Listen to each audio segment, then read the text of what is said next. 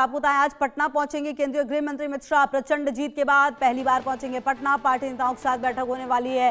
गृह मंत्री की नीतीश कुमार से भी मिल सकते हैं अमित शाह। कल नई सरकार के शपथ ग्रहण समारोह में भी होंगे शामिल। तो आपको बता दें कि गृह मंत्री अब प्रचंड जीत के बाद पहली बार बिहार पहुंच रहे हैं। उससे पहले लगातार रणनीति बनाई, लगातार गृह मंत्री की मौजूदगी बिहार में रही थी और परिणाम सबके सामने है। जिस तरीके का प्रदर्शन रहा है एनडीए का वो ऐतिहासिक रहा है और ऐसे में अब क्योंकि सरकार बनाने की कोशिश और कवायद है तो कल नई सरकार का शपथ ग्रहण समारोह होना है, उसमें शामिल हो सकते हैं। नीतीश कुमार से भी मुलाकात हो सकती है।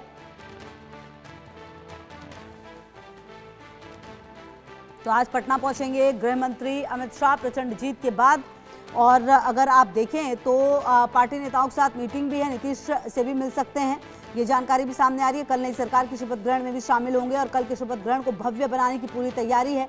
गांधी मैदान को पूरी तरह से तैयार किया जा रहा है, आम लोगों के लिए बंद भी कर दिया गया था और ऐसे में अब गृह मंत्री की मौजूदगी यहाँ पर होगी। निश्चित तौर पर काफ़ी महत्वपूर्ण हो सकता है ये।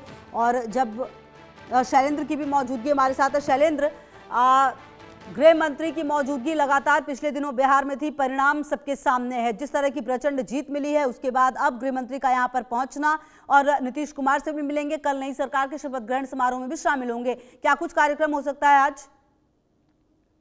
देखिए साहब, तो जब गृह मंत्री आते हैं तो जो संगठन है, संगठन पर उनका सब नेताओं से मिलेंगे और उस आप रहिए हमारे साथ शैलेंद्र, हम आते हैं आपके पास। और इसी बीच अपने दर्शकों को हम बता दें कि कल नई सरकार के शपथ ग्रहण समारोह में शामिल होंगे। प्रचंड जीत के बाद पहली बार पटना पहुंचने वाले हैं और निश्चित तौर पर काफ़ी महत्वपूर्ण हो सकता है पीएम का यहां पर पहुंचना। और आप समझ सकते हैं कि जिस तरीके से माफ़ कीजिए गृह मंत्री की मौजूदगी लगातार रही थी, जिस तरह की रणनीति उन्होंने बनाई उसके फलस्वरूप देखिए जीत किस तरह की मिली है एनडीए को, ये किसी से छुपा नहीं। बिहार में जिस तरह से एक तरह से सुनामी एनडीए लेकर आई और अब यहां पर सरकार बनानी है तो नीतीश कुमार से भी मुलाकात हो सकती है। और जगह जगह पर पोस्टर बैनर्स जो हैं वो लग गए हैं। गांधी मैदान में कल शपथ ग्रहण समारोह होना है और उससे पहले गृह मंत्री की मौजूदगी पटना में होने वाली है और निश्चित तौर पर काफ़ी महत्वपूर्ण हो सकता है यहाँ पर गृह मंत्री का जाना। और कहीं ना कहीं देखिए जो अब सवाल ये उठता है कि कौन से दल कितने मंत्री रखेंगे, ये तमाम चीज़ें होंगी।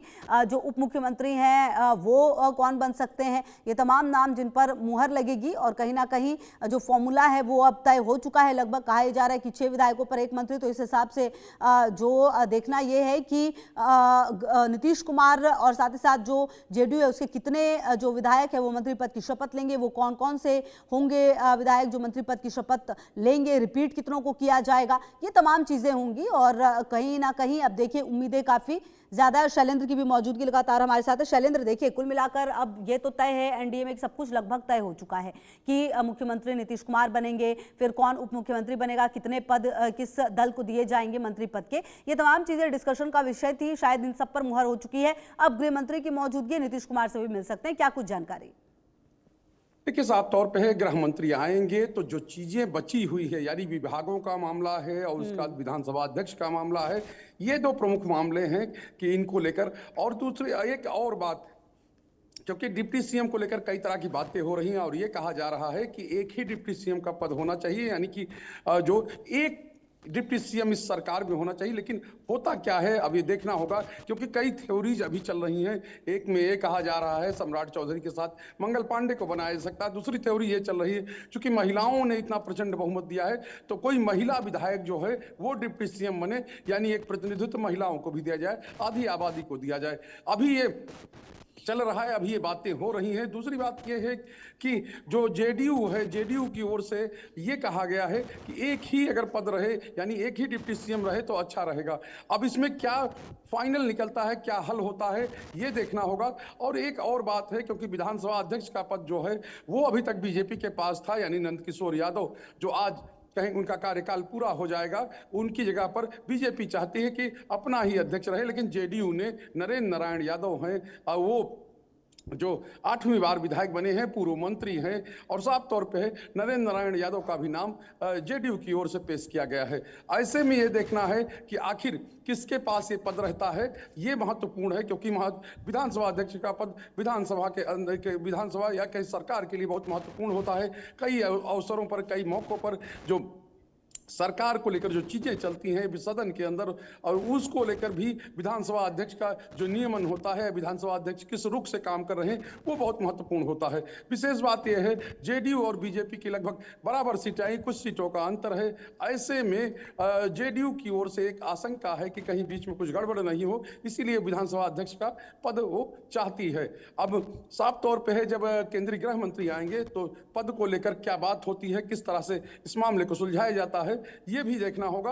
और चूंकि विधानसभा अध्यक्ष की बात हो गई और डिप्टी सीएम को लेकर भी क्या फैसला होता है वो भी देखना होगा, क्योंकि ये साफ तौर पर निकल कर आ रहा है कि जेडीयू चाह रही है कि एक ही डिप्टी सीएम जो है वो राज्य में रहे, क्योंकि पिछली बार जेडीयू के पास कम विधायक थे, यानी 43 विधायक थे, लेकिन अब ऐसी स्थिति नहीं है। जो लगभग दुगनी संख्या में है और बीजेपी के आसपास है, तो वो अपनी शर्तों और अपनी मांगों को लेकर वो मांगे जो है वो सहयोगी गठबंधन के सामने रख रहा है, और साफ तौर पे है कि इस पर भी फैसला हो जाएगा। तो ये चीजें हैं, ये अभी चल रहा है बिहार में। और चूंकि मंत्रालय किसके पास कौन से रहेंगे, पिछली बार की स्थिति ये थी कि बीजेपी के ज्यादा मंत्री थे, 18 मंत्री बीजेपी के थे, 13 मंत्री जो है वो जेडीयू की ओर से थे। लेकिन अब ये माना जा रहा है लगभग समान, यानी 1-2 का अंतर हो सकता है, 16 उसके हो सकते हैं तो 15 उसके हो सकते हैं, यानी कि हो सकता है 2 पद खाली रखे जाए, तो एक बीजेपी कोटे का पद खाली रहे और एक जेडीयू कोटे का पद खाली रहे, 34 मंत्री बनाए जाए, जिसमें 15 और 14 का आंकड़ा आएगा। तो ये सब चीजें अभी यहाँ पर चल रही हैं। और विशेष बात यह है कि अगर ये जो प्रक्रिया चल रही है उसके तहत बीजेपी के पास इस बार मंत्री के पद कम होंगे, क्योंकि पिछली बार जो है 18 पद थे, इस बार 2-3 पद कम हो जाएंगे, तो ये भी देखना होगा। तो कहें कि आज जब केंद्रीय गृह मंत्री शाम को आएंगे तो उनकी मुलाकात जो है मुख्यमंत्री नीतीश कुमार से होगी। इसके अलावा बैठकों का दौर भी चलेगा, क्योंकि वो जब आते हैं तो संगठन के लोगों से मिलते हैं, संगठन में क्या चल रहा है उस पर बात करते हैं। चूंकि प्रचंड जीत मिली है, इसके बाद किस तरह से आगे बढ़ना है, किस तरह से सरकार चलानी है, और बिहार को लेकर जो वादे किए गए हैं, यानी बिहार सरकार ने जो वादे किए हैं, एनडीए ने जो वादे किए हैं, उनको कैसे पूरा करना है, इस दिशा में भी तेजी से काम होगा। क्योंकि साफ तौर पे अब जो एक नारा दिया गया था, अब विकसित होगा बिहार, क्योंकि इससे पहले यह था कि रफ्तार पकड़ चुका है बिहार, फिर से एनडीए सरकार, ये चुनाव का नारा था, लेकिन अब ये कहा जा रहा है अब विकसित होगा बिहार। तो ये कह सकते हैं बिहार का जनता का आभार भी जताया जा रहा है, और बिहार को विकसित करने की बात भी हो रही है। अगर विकसित बिहार को देखना है तो जाहिर सी बात है बिहार में हर क्षेत्र में बड़े पैमाने पर काम करना होगा, और उसमें सबसे विशेष यह है कि यहाँ पर फैक्ट्रियाँ लगें, यहाँ पर औद्योगिकीकरण हो, और उसके अलावा जो है जो बड़े पैमाने पर जॉब क्रिएशन हो, और वो दोनों एक दूसरे से जुड़े हुए हैं, ताकि यहाँ के लोगों को बाहर जाकर काम नहीं करना पड़े। और ये इस चुनाव का सबसे बड़ा मुद्दा रहा है। तो ये कह सकते हैं खाका भी खींचा जाएगा और सरकार को फाइनल रूप भी दिया जाएगा। बिल्कुल। और कहीं ना कहीं देखिए शैलेंद्र, बड़ी जिम्मेदारी है। अब जिस तरीके का बहुमत मिला है एनडीए को, ऐसे में एक एक चीज काफी सोच समझ कर करने की जरूरत है, क्योंकि अब जो है कुछ भी गलती बर्दाश्त नहीं की जाएगी। क्योंकि चलिए आपने 20 साल सत्ता में रहे, आपने फिर से 5 साल की मांग की, जनता ने आप पर वो भरोसा दिया है। इसीलिए जो बात आप कह भी रहे थे ना कि मंत्री पद आखिरकार कौन सा पद किसके पास हो, किस तरीके से कॉम्बिनेशन बनाया जाए ताकि बिल्कुल आराम से सरकार चल सके। ऐसा ना हो कि गठबंधन की अगर सरकार बन रही है तो वहां पर हर दिन ऐसा लग रहा है कि सरकार टूट रही है, जा रही आ रही है, ये तमाम चीजें ना हो। इसलिए ये बहुत ज्यादा जरूरी हो जाता है कि गृह मंत्री खुद पहुंचे हैं। शायद ये बड़ी जिम्मेदारी है समझते हुए।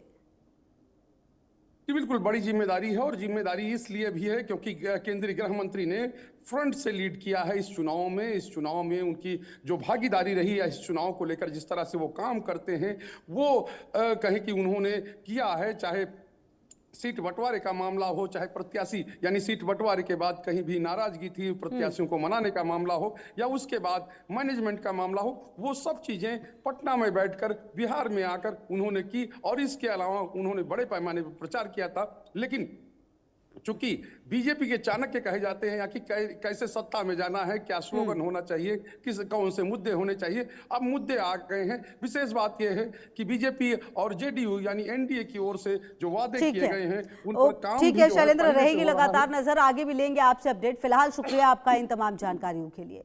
चलिए आगे बढ़ते हैं और आपको बताएं, हनुमान जी